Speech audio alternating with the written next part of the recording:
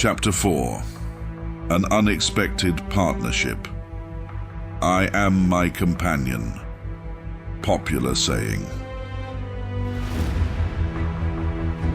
Both elven and dwarven cultures share this old folk saying, but while for the elves it means, trust no one but yourself, for the dwarves, it means, be careful who you call a friend, for the nature of that person and their actions will say as much about you as your own.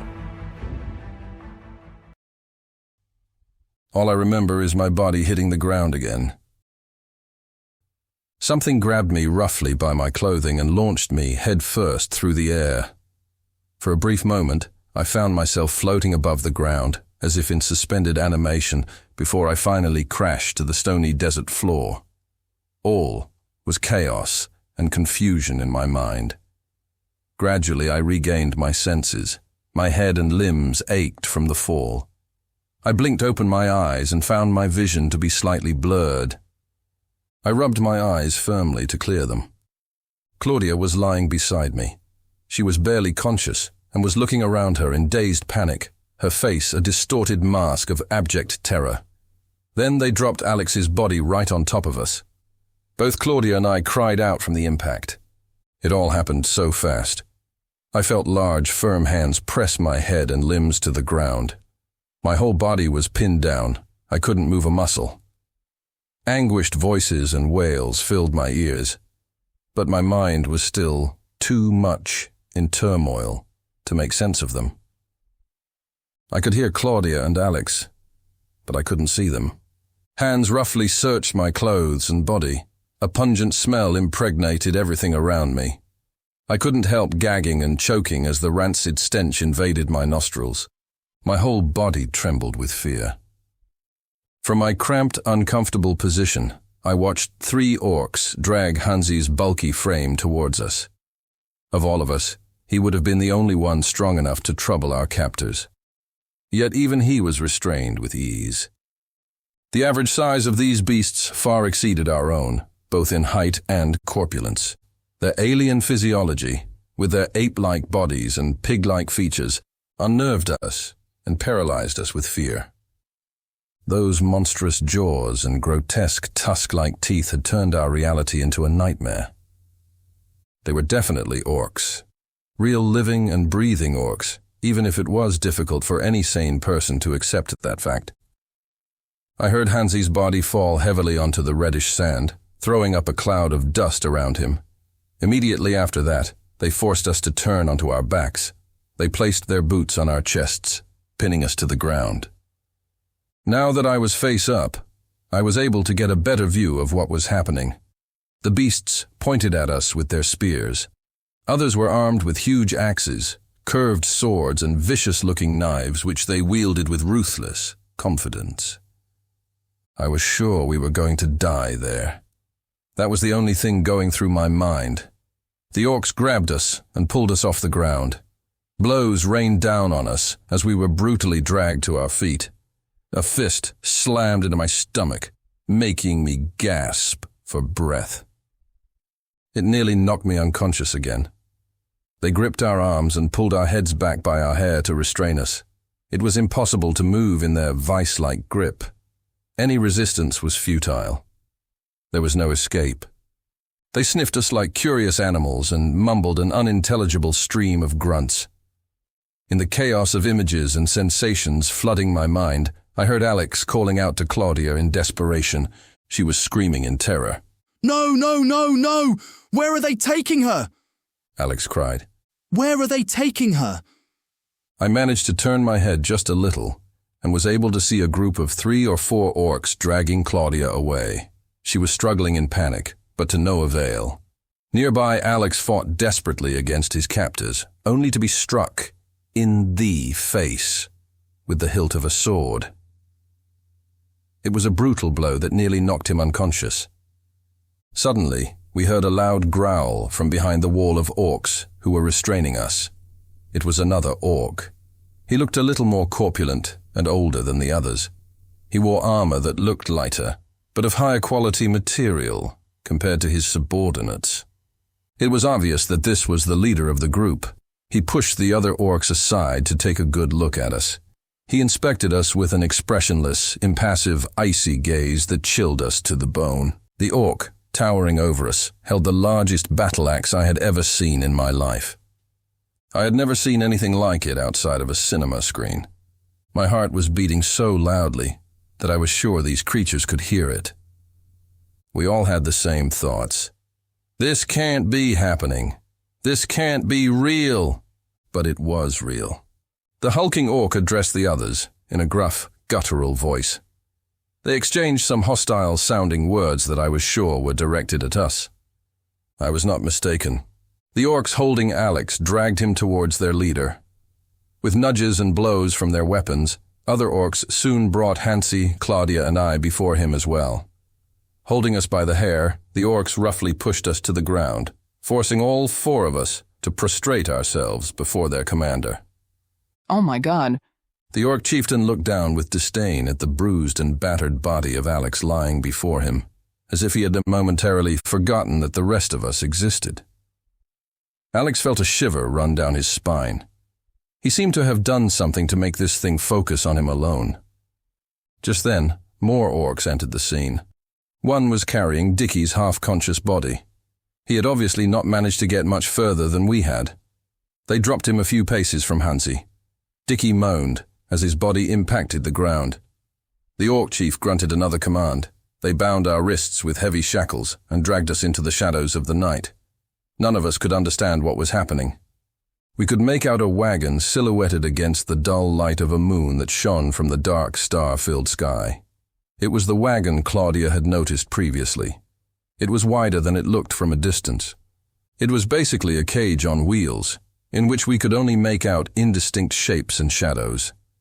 The orcs opened the cage door and threw us inside. Then they locked the cage door, leaving us alone in the dark, behind the iron bars of our cell. We were alive, for now. Claudia sobbed uncontrollably, her petite, fragile frame wrapped in Alex's arms. Her wails echoed off into the night, deepening the anxiety of us all. She was expressing exactly how we all felt. We were lost and helpless, in a place that didn't feel real, that didn't feel like home, and where we didn't belong. We had been caught, beaten and trapped like animals by vicious creatures we believed to be fiction. How could we think coherently and rationally at a time like this? Leaning my back against the cold iron bars that separated us from freedom, I took in the scene around me with a heavy heart. I looked at Alex, his fine features now bloodied and bruised. Trembling with fear and helplessness, he bit his lips to hold back his own tears. He looked at Dickie with an unconcealed expression of anger and resentment. He didn't need words to show his contempt. Alex gently caressed Claudia's beautiful dark hair, attempting to console her with the little energy he had left. But as she continued to sob disconsolately in his arms, comforting her seemed an impossible task. Hansi also sat with a grim expression on his face, staring contemptuously at Dickie. Dickie had turned his head away from us, avoiding our gaze. He looked down with a guilty expression on his face, but made no attempt to apologize or excuse his actions. The tension between us was so thick, you could cut it with a knife. My eyes wandered to the moon hanging above us in the night sky. It seemed so strange, alien and malevolent compared to the serene and peaceful moon from back home. It looked down on us almost as if it was mocking us for our misfortune. Its dull light illuminated the silhouettes of my companions. Hansi broke off his silent battle of wills with Dickie and turned his eyes to Alex. Despite the discomfort of the restraints, Hansi managed to put his arm around Alex's shoulder and patted him gently. He wanted to acknowledge Alex's courageous act of resistance towards the orcs who had tried to drag Claudia away from us. That gesture alone said more than any words. Then Hansi shifted his gaze to look through the bars of the cage and out into the darkness of the night. Alex smiled at his burly friend for a moment as he continued to comfort Claudia with gentle caresses. I looked upon the 3 band members with admiration, envying the close bond of friendship between them. We are so quick to call someone a friend. perhaps a little too quickly. I think it was through this unpleasant experience that I began to understand that true friendship is a privilege. It requires effort, sacrifice, and commitment on both sides that not everyone is always willing to make. Friendship is altruism. It involves willingly taking risks for another. Without that, there is only a false version of friendship, a nice idea that makes you feel good, but which has no depth whatsoever. Alex's attempt to help Claudia as she was dragged away by the orcs could easily have cost him his life. Things like that are not thought through or faked, especially when there is so much to lose. Dickie ran away to save himself, while Alex struggled with armed orcs to prevent them from harming his friend. The bleeding wound on his face was evidence of that. Think about it. As for me, I kept to myself. We occupied the area of the wagon closest to the door. The deepest part of the cage was shrouded in deep darkness, as sinister as it was dense. We could not see the orcs, but we could hear their grunts in the impenetrable darkness of the night. I happened to be staring into the dark corners of the wagon, not paying much attention, when the sound of metal against wood made my hair stand on end. I looked at my companions. We had all heard it. Slowly, one by one, we lifted our heads and peered with a mixture of curiosity and apprehension into the dark corner of the cage. Even Claudia, who finally seemed to have fallen asleep on Alex's lap, sat up to have a look. We heard the rattling of the chains. There was no doubt about it. It was the same sound we made when the thick links of our shackles hit the wooden surface of the wagon. It could only mean one thing. There was something or someone else in that cage. We were not alone. The sound grew louder, and we made out two small blue orbs glowing in the corner of the cage. Glowing eyes. A shiver ran down my spine, and I felt an uncontrollable urge to get out of there. I was gripped with fear, but it was Dickie who was the first to react. Like a madman, he ran for the bars, screaming to be let out. Seeing his reaction, I joined him. It didn't take long for the three musicians to realize the danger we were all in, their eyes opening wide in alarm. I even tried to bend the thick iron bars with my bare hands. Every effort was in vain. None of us wanted to imagine the vicious, ravenous beasts that were leering at us hungrily from that dark corner. All I know is that the mere thought of being eaten alive was enough to make me panic. And yet, a male voice managed to speak over our screams and find its way into our ears. For a moment, our frenzied panic was replaced by a cautious curiosity, persuading us to pause and listen carefully. It was not Hansi's voice, nor was it the voice of Alex, whose blood no longer trickled up from his battered nose. Nor, of course, was it Dickie's. It came from that dark corner of the wagon, hidden by the shadows. A soft, warm voice seemed to beseech us to listen, speaking in a language we did not understand. We all looked intently towards the origin of the voice. The faint light from the camp illuminated the source of the two bright blue orbs. We had to blink several times to be sure it was no hallucination or a trick of the light. This was no beast with ferocious teeth and a voracious appetite. On the contrary, what we could see was human, or so it seemed. It was a clean-shaven young man, whose pale hands were also bound in chains. Light-colored, unkempt hair, of considerable length, fell over his face. It obscured his features, which were already hard to see in the shadows. He wore torn, stained clothes. He spoke softly in what sounded like a unique, incomprehensible Aryan accent. His kindly manner and the measured movements of his body language convinced us not to fear him. He held up his hands in front of him to show they were also bound. Perhaps he was just trying to make it clear that he was a prisoner just like us. As we calmed down, he asked us a question, which he repeated insistently. We were equally mesmerized, and yet unsettled, by this unintelligible voice speaking to us. There was something disturbing about this young man. He had bright blue eyes that sparkled like jewels, piercing the shadows of the night. Yes, it seemed incredible, but they really did sparkle. I think we were all too absorbed by his shining eyes to pay attention to the incomprehensible words he spoke to us. What an unusual sensation to see a man with glowing eyes. No person I have known or seen has ever had such eyes. Or should I say, no human I have ever known. He repeated his question in response to our continued silence. He looked at us with patient intensity, waiting for an answer that we took too long to give. His hand gestures indicated a certain puzzlement at not being understood. He turned his head to look further into the darkest corner of the cage. I'm sorry, man. We don't understand you. Alex stepped forward, causing the young man to turn his face back to us. I could have sworn he had never heard a word in English before. Again, his soft, harmonious voice was trying to tell us something. We don't speak your language, do you understand? We don't know what you're saying. Alex repeated, trying to make himself understood by gesturing. What language is he speaking? Damn it! I can't make out what it is. It's not a language I understand, I assure you, Hansi whispered. It's certainly not Norwegian. It doesn't sound like Finnish or Swedish. And I'd swear it's not German either, he said helplessly. I'd say it sounds like a Slavic or Central European language.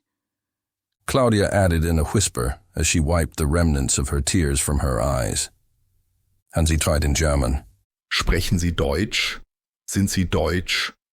Polnisch? Dänisch? Finding no answer, the giant Norse asked the same questions in his own language, but still received no response. He's neither Scandinavian nor German, he confirmed.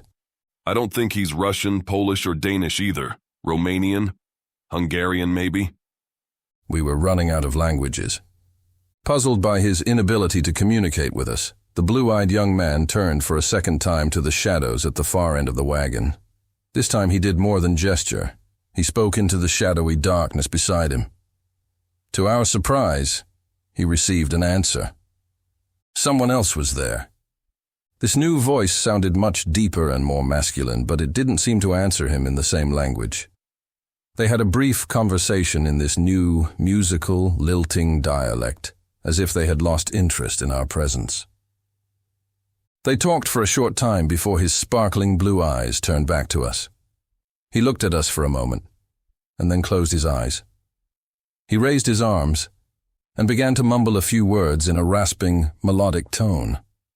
A small light shone through the tangle of his golden hair, revealing the place where his earlobe should be. As the light grew gradually brighter, we couldn't help look upon it with growing fascination. We all felt something strange take effect within us. It was as if an invisible force sprang from my chest, spreading out like ripples on a lake, in which someone had thrown a pebble. The sensation expanded all through my body and beyond. I also felt a strange, dreamlike warmth that could chase away and banish your worst nightmare. Then I felt a single, icy touch send a shiver down my spine. The glow round his ear began to fade, and with it, the tingling sensations running through my body. From the expression on their faces, I knew that my companions were going through the same thing. But soon the sensations we were experiencing started to dissipate, and I felt my body relax again. I realized then how tense and stiff my muscles had been during that strange experience. It was as if a great weight had been lifted from my shoulders. The impact became immediately apparent. From what God-forsaken corner of the world have you come that you cannot even speak the common tongue? Asked the blonde-haired young man in his melodic voice. We were dumbstruck by this. Not only did he speak our language, but there was not the slightest trace of an accent. He expressed himself in exquisite perfection. It is difficult to describe how it felt. It was something that affected our minds, but also seemed to conflict with the rational part of the brain. We understood every word he said. It was as if we were listening to him pronounce our language with a clarity and accuracy that didn't seem real. We were all acutely aware that he wasn't really speaking English. He was still expressing himself in the language that had been incomprehensible to us just moments before. We understood him, that was all. It was as straightforward as that, and yet it was hard to believe. I don't understand anything, stammered Alex, completely disorientated. I can assure you you're not the only one, said Hansi, in a similar state. The effect was astonishing. We all experienced an extraordinary sensation that was impossible to explain. Dickie's mouth was open so wide, he could have swallowed a horse. Claudia looked at us in amazement. We all exchanged confused glances. The reason for the glances was not only from the surprise that we could understand the mysterious blonde-haired stranger. It was also because of the obvious changes that had taken place within us all. We all now spoke to each other without any hint of accent at all. Everything we said was eerily concise and clear. Claudia and Alex turned to Hansi in amazement. He had completely lost his distinctive Norwegian accent. Say it again, Hansi. Say something, anything. Alex asked in amazement, ignoring the stranger's question. Alex's insistence surprised the drummer. What do you want me to say?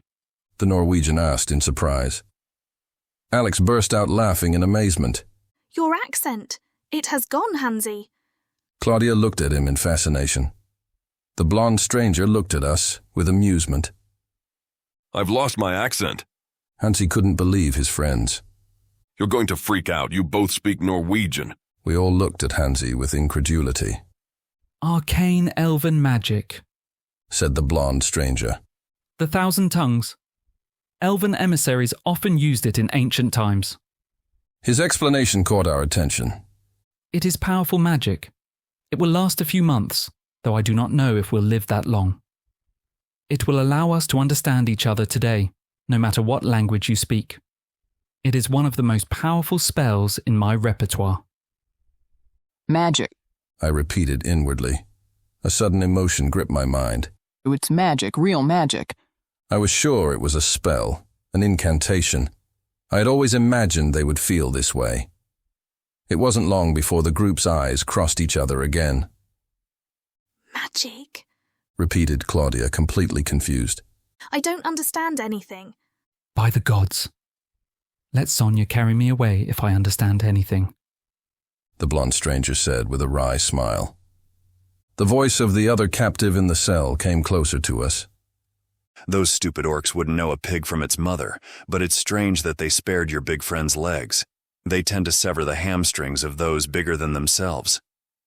Hansi swallowed hard at this news. 2 glowing green orbs pierced the thick veil of darkness. We could not help but marvel at the wonder and beauty of those gleaming eyes that could glow in the dark. The shapeless mass moving towards us began to take on a more distinctive shape, giving way to the hazy outline of a human-like body. The moon's silver rays revealed a masculine visage that showed the same signs of mistreatment as that of his younger-looking companion. The 2 strangers shared the same disheveled hair, stained teeth, and tattered clothing. But the newcomer's features were much more pronounced and well-defined.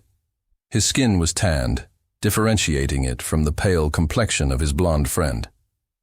A cascade of jet-black hair flowed from the top of his head to merge with the inky darkness behind him. His chin and jaws were covered with the growing strands of a wispy beard that looked several days old. Yet there was something inexplicable and mysterious about his gaze, something not found in the eyes of the other young man. Perhaps it was the intense green pigment of his pupils, so exotic, so seductive. You have been extremely fortunate, humans. The words that came out of his mouth filled the cage with a deep, sonorous tone. He put clear emphasis on the last word, humans. Hansi was the first to notice this, or at least the quickest to react. Humans? he exclaimed in a questioning tone. He looked back at Hansi, slowly, with a certain theatricality. He fixed his green eyes on the musician's face. You are humans, are you not? Another person asked the question that had formed in Hansi's mind. Of course we are. Aren't you? It seemed like a stupid question to Alex. The intense green eyes of the dark-haired stranger turned to Alex. He pondered the guitarist for a moment. Then, a bitter smile traced the line of his lips as he slowly shook his head. He looked down for a moment and chuckled softly before looking up again. The smile turned into a fatalistic grimace. He spoke in his lilting voice. Well, Boyd, I think they hit you harder than you think. Alex, remembering the blow from the sword hilt, impulsively put his hand to his nose. The throbbing pain suddenly returned. Shit. It must be broken. He thought to himself, as the conversation continued without him. Who are you? I dared to ask. Who wants to know? Those intense green eyes turned to look right at me. I felt so intimidated. I had to look away. I was barely able to whisper my name in a croaky voice. The dark-haired stranger sighed deeply before answering my question. Alwen is my name. He is Garen. He added, motioning to his blonde companion. I assume you all have names as well. My companions felt compelled to respond. I am Hansi, said the first of the musicians. It is an honor to meet you, Hansi, nodded the bright-eyed one called Garen. I'm Alex. When the two strangers fixed their glowing eyes on Claudia, she felt a little flustered by their gaze. My name is Claudia. There was a moment of silence. Then we all turned to Dickie. Hey, what the hell is this, a bloody interrogation? He shouted as he felt everyone's eyes upon him. Alex tried to appease him. Relax, man. They just want to know your name. And who are they to ask me? Dickie looked defiantly at our new mysterious companions. Hey mate, don't you think you've got us into enough trouble for one day? Hansi interjected. Go to hell, Baldy, he replied. It's every man for himself. Alwen continued to look at Dickie with an impassive expression on his face. Why do you care so much, mate? Dickie stared back at him. Alwen paused for a moment, never letting up the intensity of his gaze. We all exchanged nervous glances, fearful that the situation may quickly deteriorate. No, I don't give a damn. The dark-haired stranger said, I'm sorry I let you think I actually cared what your name is or who the hell you are. There was a moment of silence. Dickie looked down to escape the intense gaze of those piercing green eyes. And one more thing, boy. If you speak to me in that tone again, I will make you swallow your own tongue. Is that clear enough for you? The tension dissipated when we heard sounds of increased orc activity from within the camp. What are they doing? Alex asked as he approached the bars. He could see nothing from where the wagon stood. We could only hear the sound of them grunting to each other and moving around. They are settling down for the night, Garen replied. They will stuff themselves and sleep like logs for a few hours. We'll be on our way at dawn, I suppose. They haven't hunted for 2 days, Alwen said, leaning against the bars and closing his eyes. Supplies are running low. I hope they don't turn to us for food. Alwen! Garen reprimanded him with a glare. Good God, would they do that? Claudia looked frightened, and she was not the only one. With his long black hair still hiding much of his face, Alwen didn't even open his eyes. He just grinned, amused at his jest. Would they? Claudia repeated. Let's hope they don't try. Garen's words made Claudia screw up her face with horror and disgust. Oh my God! The ambiguity in Garen's response did not reassure us. We all sat in silence, lost in our own dark thoughts. Alex felt a finger tapping him on the back of his shoulder. He turned round and saw that Hansi was motioning him to come closer. He crawled over next to his friend. Hansi whispered in his ear. Maybe they can help us. You mean these two? Alex asked. He raised his eyes and glanced at the two strangers sitting in the corner of the cage. Alwen appeared to be asleep. He was leaning back against the bars with his arms across his chest. Garin lay on the opposite side of the cell. His back was also against the cold metal bars, but his bright sky-blue eyes were still studying us with interest. Do we have any other choice? What can we lose? Hansi motioned for the rest of us to join him. We left Dickie to his own devices. His antagonistic behavior did us no good. He had demonstrated his selfishness by abandoning us to the orcs. With his hostile attitude, he could only undermine any relationship we might form with the other two.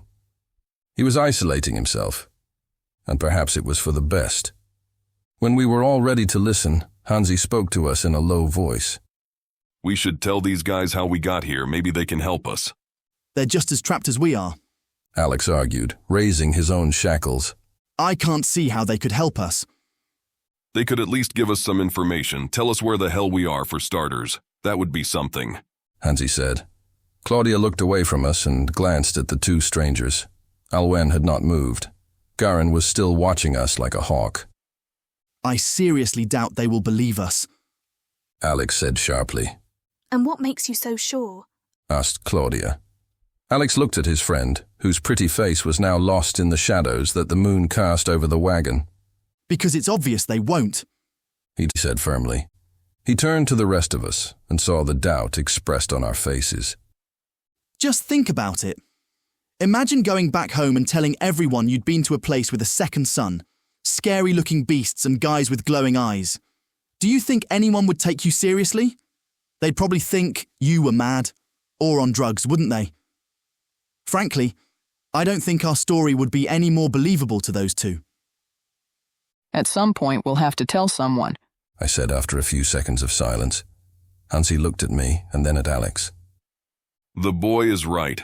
Sooner or later we will have to tell someone, don't you think? Because I don't think we're going to get out of this without help. The burly drummer waited for Alex's response, anxious to obtain his agreement. All right. The guitarist sighed. But we do it my way, okay? Sure, go ahead. Alex cleared his throat before addressing our new acquaintances. His nervousness was obvious. In his mind, he was going through 1,000 ways to break the ice and start a conversation. None of them seemed appropriate. He approached Garin, the blonde one with the curly hair. He seemed more approachable than his sleepy friend. We watched expectantly. Dickie looked at us indifferently. He clearly thought we were wasting our time. When Alex at last built up the courage to speak, he found it difficult to express himself. How did you end up here? He stuttered. Garin looked away for a moment, as if contemplating his response. Then he turned his glittering eyes back to Alex again. From the other corner we heard Alwen's muffled laughter, as if Alex had said something highly amusing. Let's say, a stroke of bad luck. It doesn't take much to get locked up these days, boy, the blonde stranger said. What surprises me is how you all got caught. We're not from here. We don't know what this place is. Alex thought the hardest part was over. Garin turned his face towards the bars and looked out. The desolate reddish valley was now a sea of dark shadows. This is the wasteland. That's a start, Alex thought to himself. A desolate, lifeless expanse. We come from Alas Trianum, on the banks of the Dar. I suppose we'll cross the wastelands to reach Caer Hurston. Garin looked back at Alex. What I don't know is if they have built any fortifications in these barren lands. No. Garin had not understood the true intent of the musician's question. What I mean when I say we're not from this place is, we're not. We're from... Oh, damn it. We came here by mistake and... Alwen's eyes snapped open, but he remained motionless. He did not move a muscle as Alex talked to Garin. Everything that is happening is a big mistake, kid, said Alwen. But that matters little to those who drive this wagon. All of us, including Garin, looked back at the young man with the long black hair. His green eyes were once again obscured behind his eyelids. Alex turned to address him. No. That's not what I mean. I insist that we don't belong here. We showed up without knowing why. Olwen opened his eyes again. Showed up? That's it. Appeared. Literally. Do you understand? Appeared? Disappeared? Well, we have appeared here. We don't know why. And we just want to go back. At last, he had confessed. He had said it. Go back. Great. Go back where? Olwen asked with a frown. Back home. To our world. Alex felt ridiculous saying that, and his hesitant tone gave him away. This time, Olwen sat up, a skeptical expression on his face. To your world. Olwen scowled in derision, as if it was a joke. Check your diet, boy. Too many fungi, I'm afraid. Garin also looked puzzled. No. I don't want you to think we're crazy or anything. It's just, we need help. Yes, lots of help and urgent help by the sound of it. Olwen's green eyes dominated the room again with their intense penetrating gaze. In his deep, sonorous voice, swing, he asked very slowly. Where the hell are you from? That's what I'm trying to tell you, damn it.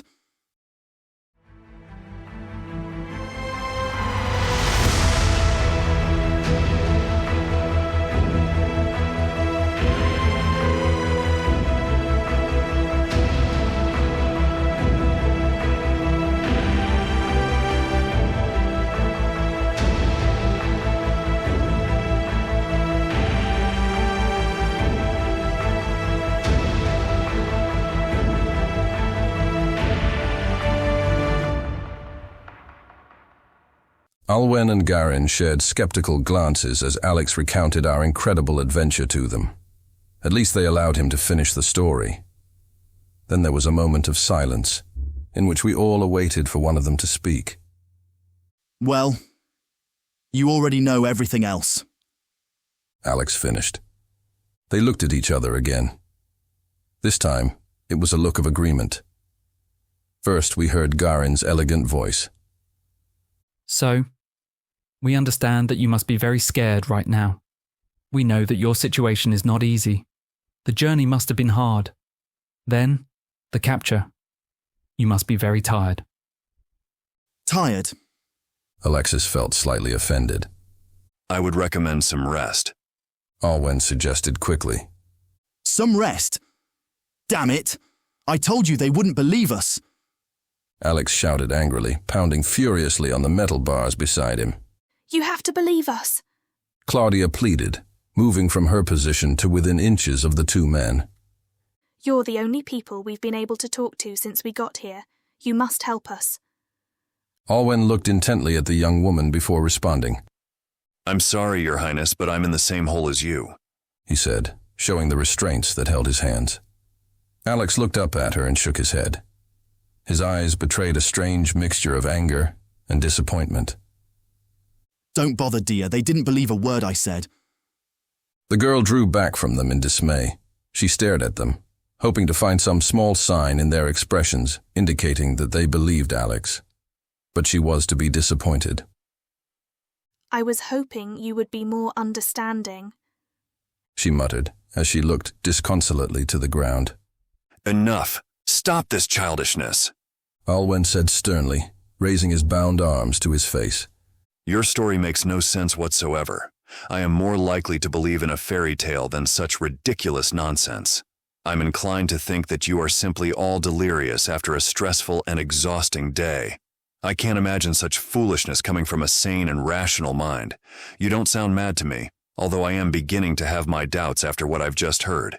In my view, you are obviously nothing more than a bunch of wretched humans, driven mad by the heat. That's my conclusion. Take it or leave it. You should be grateful I let you finish your absurd story. Olwen let himself fall back against the bars of the cage, before accommodating himself into a lying position. It was clear he considered the matter closed. So, we can't expect any help from you then, can we? Alex said bitterly, speaking for us all. Olwen craned his neck to look at him. He paused a few moments before replying. I did not say that, boy. he replied, very slowly. I just said I do not believe your story. Get me out of here and I will help you in any way I can. I give you my word.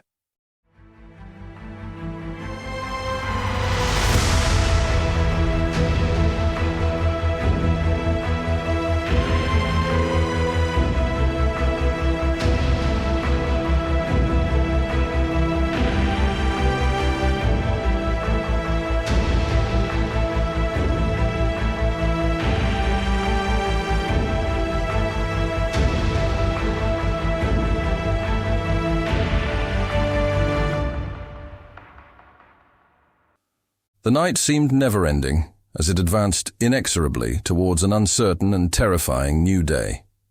As the hours ticked by, we awaited the morning with increasing trepidation, but despite our fears, our exhaustion finally overcame us, and we drifted into an uneasy slumber.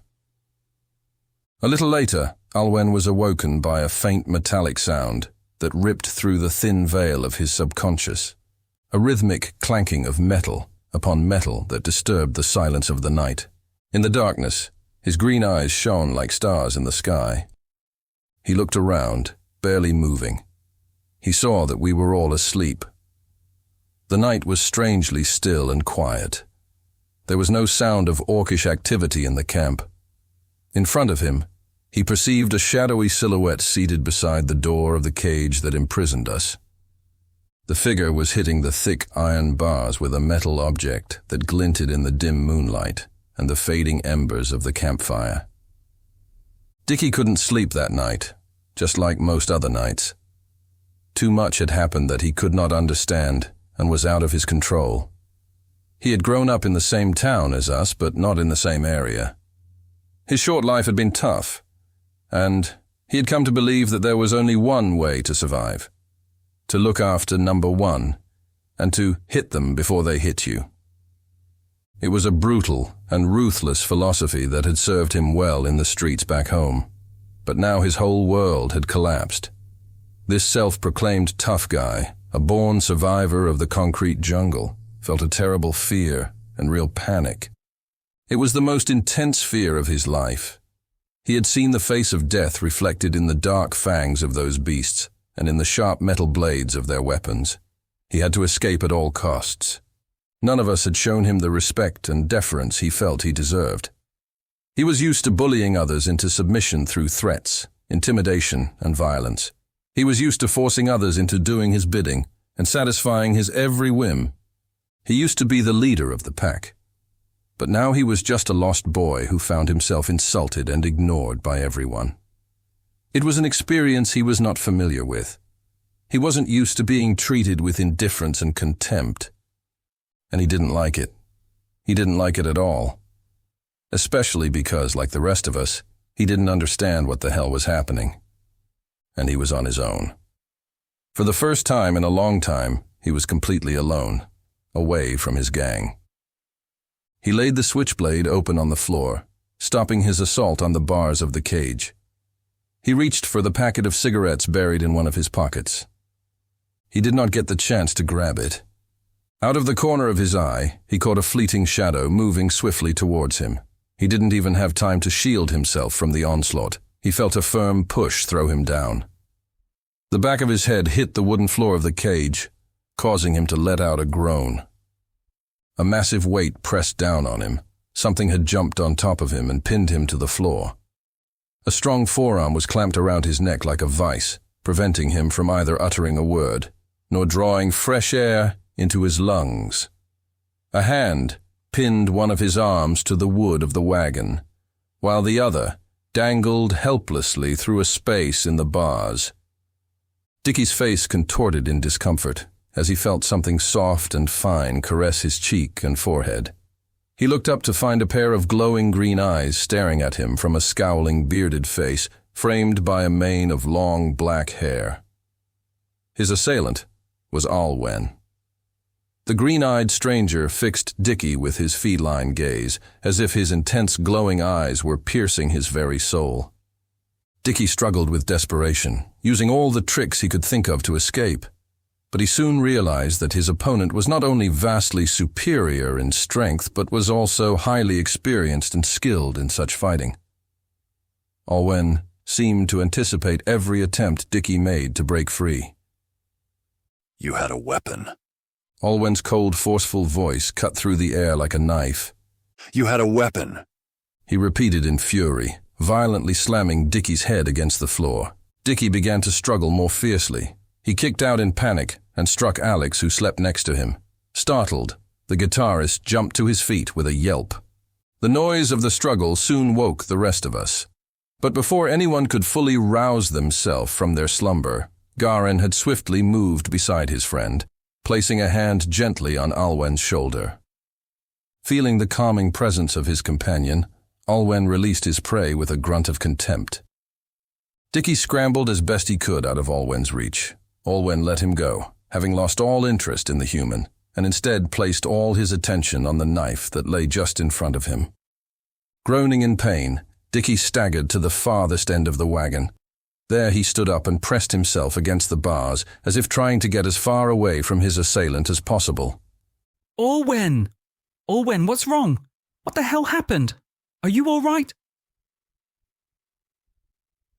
With a hand on his arm, Garin helped his friend to his feet. Olwen immediately showed Garin and everyone else the razor-sharp blade of Dick's knife. A knife, he announced. We glanced at each other uneasily. We weren't sure what had just happened. I don't know how the hell he managed to keep a knife, Olwen said with a frown, opening his hands in a sign of incredulity. A knife, Garin repeated. So the bastard had a knife. We've been asleep for hours and the damn kid had a sharp-pointed blade on him. Can you believe it, Garin? To our surprise, Olwen's words were not as reproachful as one might expect. There was no anger on his face. On the contrary, he had a wide smile on his face. It was a goofy, triumphant smile that comes on receiving some unexpected good news. Dickie was no longer in clear sight. We could only glimpse his vague outline through the dense curtain of shadows that covered the far end of the carriage. But we could hear his heavy, agitated breathing loud and clear. We didn't know whether it was from anxiety or rage. The guy's got a big mouth, but I don't think he meant to use the knife against us, Hansi said, deducing the meaning of the two strangers' comments. Dickie's reaction was immediate. What's the matter, you bald-headed sucker? He shouted. You didn't have the guts to come and get it yourself. You had to find a couple of assholes to help you. We looked at each other with growing concern. It was clear that Dickie's frustration was boiling over. His fragile ego had been bruised and he was desperate to take it out on someone and regain some of the respect and pride he had lost. He snorted at us menacingly but kept his distance. For the moment, his fear of Olwen kept him in check. But it seemed only a matter of time before he would try something foolish. We were sure of it.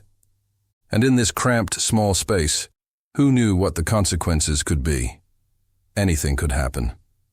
However, the two strangers did not seem at all interested in Dickie's demonstration of hostility.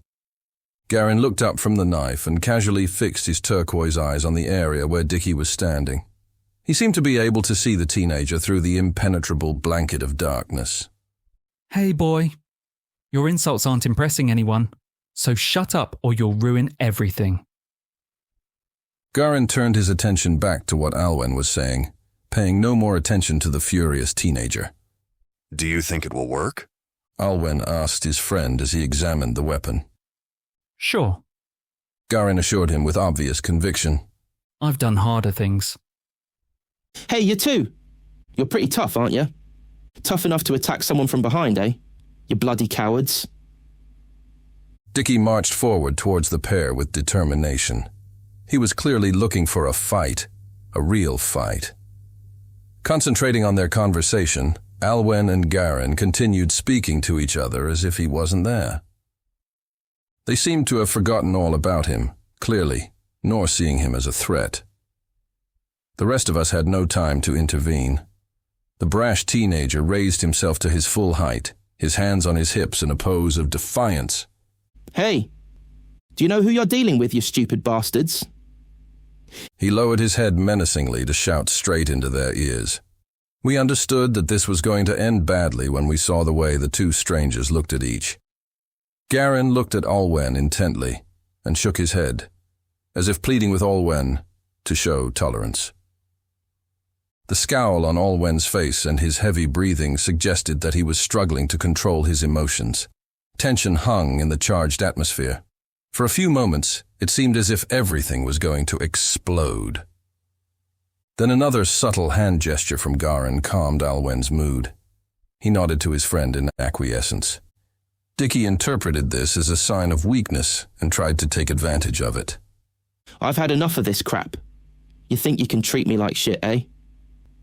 The expression on his face was one of visceral hatred. No bloody way I'm taking any more shit from you two. You can bet your ass on it. With his hand, Dickie shoved Olwen, who had gone back to inspecting the blade of the knife.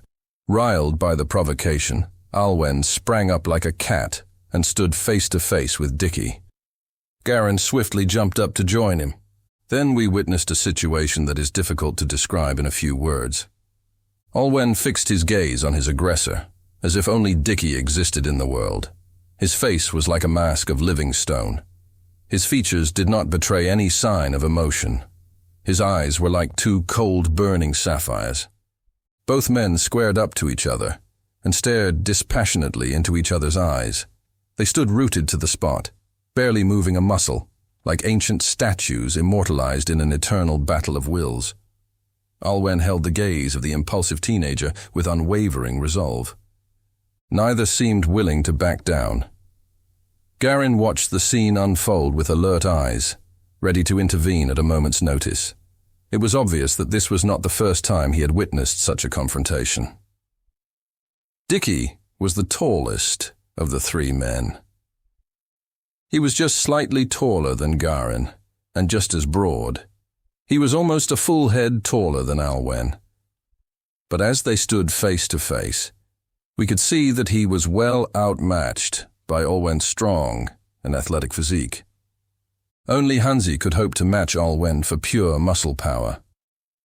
Olwen seemed to grow in stature as the confrontation continued.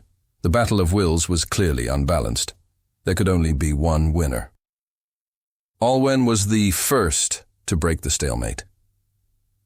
He turned his eyes away from Dickie in a casual and indifferent manner before sitting against the bars of the cage. Garin stayed where he was, watching both Olwen and Dickie with attention.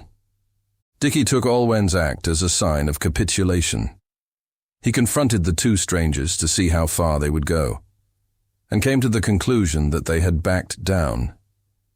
Perhaps he should have left it at that, but his arrogance got the better of him. Look at me, you midget, he shouted, reaching forward in an attempt to grab Olwen. Only those hands never reached their target. As soon as Olwen became aware of Dickie's aggressive intentions, he reacted with breakneck speed. What happened next took our breath away. His movements were almost feline. It all happened so fast that there was no time to intervene in any way. I always thought that if I had blinked at that moment, I would have missed everything. The expression etched on Olwen's face was so inhuman, and his deliberate movements were so precise that they would be imprinted in my mind forever. With the speed and accuracy more associated with an alpha predator, Olwen's powerful arms struck out with force, sending poor Dickie's body crashing against the bars of the cage. Disorientated by the impact and speed of the attack, Dickie stood slumped against the side of the cage. He was at Olwen's mercy. We waited in apprehension for Olwen to finish him off, but the killing blow didn't come. Garin launched himself forward and placed himself between the two opponents, his arm raised to prevent Olwen from advancing. Dickie slid to the rough wooden floor, still in shock at the speed and fury of the assault. A few seconds previously, Dickie was on his feet, engaged in a confident display of arrogance and intimidation. And now he was lying incapacitated on the ground. Olwen looked into Garin's eyes. They both nodded to each other as if in silent communication. Dickie lowered his eyes to find the reflection of a shining object under his jaw. He found the blade of his own knife placed against his neck. Dickie's Adam's apple moved up and down involuntarily as he gulped in fear. Don't try that again, boy, because next time, I can't promise you that you will remain among the living. Garen's voice pierced his mind, as if a sharp needle had been driven into his brain. Dickie couldn't see him because the violence of the blow had blurred his vision. But he heard the young man's voice as if it was inside his head. What are you going to do, kill me? He asked, sweating in fearful anticipation. With my own knife? Not me. This time you've been lucky. But don't provoke my friend any further, or we'll be able to remove you from this cage without opening the door. Do you understand? Dickie nodded in acknowledgement. If you're smart, boy, you'll realize how close you came to being nothing more than a blood-stained smudge on the floor. He added.